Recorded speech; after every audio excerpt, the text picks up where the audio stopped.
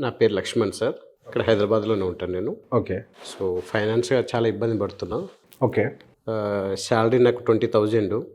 So ఎంత saving చేసుకున్నా కానీ ఉండట్లేదు, ఖర్చు అయిపోతుంది, ఏం మిగిలట్లే. అది దాని గురించి ఏదో సేవింగ్ చేసుకోవటానికి ఎట్లా బెటర్ అని మీకు. ఓకే.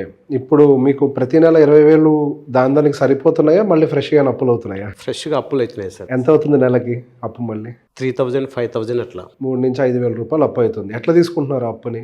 అది తెలిసిన వాళ్ళ దగ్గర తీసుకోవటం, లేదంటే ఫోన్లో యాప్ వచ్చింది ఇప్పుడు కొత్తగా, ఎమర్జెన్సీలో దాంట్లో తీసుకొని ఆ టైంకి కట్టకపోతే మళ్ళీ ఇంకా అప్పులు చేయటం అట్లా అవుతుంది. అచ్చా, అంటే యాప్స్లో వాటిలో వీటిలో మళ్ళీ అప్పులు తీసుకుంటున్నారు. So end of the day అయితే మాత్రం మీకైతే డబ్బులు సరిపోవట్లేదు. 20,000. సో మీ ఒక్కళ్ళే ఇన్కమ్ వస్తుంది ఇంటికి.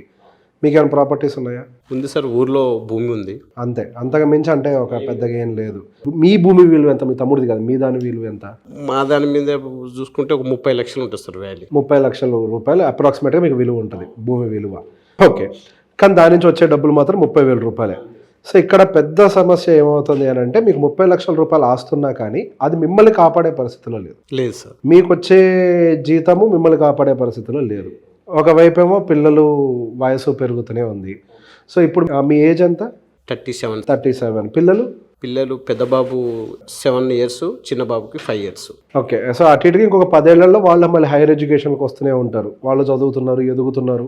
ఇక్కడ ప్రాబ్లం ఏంటంటే మీ వయసుతో పాటుగా మీ అప్పులు కూడా పెరుగుతున్నాయి. అవును సార్. ఈ అప్పులన్నీ పెరిగి ఒక టైంకి మీ భూమిని తినేది, అది భూమి కూడా పోద్ది కదా. మరి పిల్లలకి ఎడ్యుకేషన్ ఎట్లా కంటిన్యూ చేయగలుగుతారు తర్వాత? అది ఇప్పుడు మీ ఇన్వెస్ట్మెంట్ అనేది మిమ్మల్ని ప్రొటెక్ట్ చేయాలి. మీరు దాన్ని కాపాడుకుంటూ కూర్చోవడం కాదు. మన పని ఏంటి? దాన్ని ప్రొటెక్ట్ చేయడం కాదు. ఇందులో 2-3 ఐడియాస్ చెప్తాను మీకు. బేసిక్ ఇక్కడ మీకు 30 లక్షలు, 35 లక్షలు, 40 లక్షలు, సరే ఏదో ఒక విలువ చేసి భూమి 30 లక్షలు అనుకుందాం బేస్ కేస్ సినారియోలో. మీకు నెలకు 5,000 రూపాయలు అప్పులు అయితే అవుతున్నాయి. ఎందుకు? దాని నుంచి మళ్ళీ ఇన్కమ్ ఏం రాకపోవడం వల్ల మీరు అప్పులు చేస్తున్నారు. మరి 5,000 మందికి సొల్యూషన్ తీసుకోగలిగితే, లేదా ఒక 10,000 మందికి సొల్యూషన్ తీసుకోగలిగితే మీ లైఫ్ కూడా స్టేబుల్ అవుతుంది. సో ఇక్కడ మీరు చేయాల్సింది ఏంటి అని అంటే, మీ ప్రాపర్టీని దాని రూపాన్ని మార్చాలి. కానీ వ్యవసాయ భూమి మన అవసరాన్ని తీర్చదు.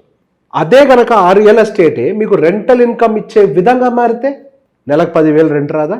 ఇది ఫస్ట్ సొల్యూషన్ నెంబర్ 1. ఇప్పుడు మనకి కమర్షియల్ ప్రాపర్టీస్ అమ్ముతూ ఉంటారు. 40 లక్షలకి 50 లక్షలకి కమర్షియల్ ప్రాపర్టీలు అమ్ముతారు. వాళ్ళు 6% రిటర్న్ ఇస్తారు. అంటే రెంట్ వస్తుంది మనకి. అంటే 30 లక్షల మీద మనకు నెలకు 15,000 రెంట్ వస్తుంది. ఇప్పుడు మనం కొన్న ఆస్తి విలువ ఎంతో కొంత పెరుగుద్ది, మళ్ళీ 6% 7% మందమో పెరుగుద్ది. మీకు ఇక్కడ ఏమవుతుంది? నెలకు 15,000 మీ ఇంటికి క్యాష్ వస్తుంది. మీరు డెఫిషియన్సీలో ఉంది 5,000. ఇంకొక 10,000 పిల్లల భవిష్యత్తు కోసం దాచిపెట్టచ్చు మళ్ళీ.